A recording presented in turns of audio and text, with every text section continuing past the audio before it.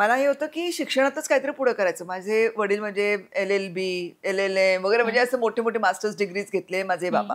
नंतर आई पण ग्रॅज्युएट होती. तिच्या काळातली ग्रॅज्युएट म्हणजे हं. पण भरपूर शिकलेली आणि मला समहाऊ अभ्यासू असल्यामुळे मला अकाउंट्सची फार आवड होती.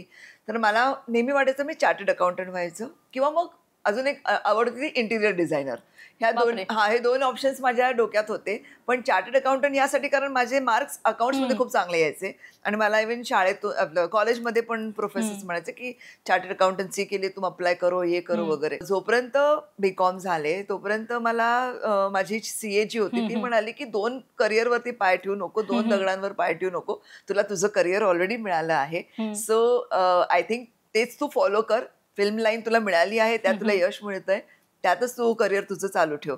असं म्हणून मग ते सीएचं स्वप्न मी सोडलं. नाहीतर माझी पूर्ण तयारी होती. हं, हं. आता बी-कॉम झालं, करिअर म्हणजे फिल्म करिअर नाही, आता फक्त सीए व्हायचं.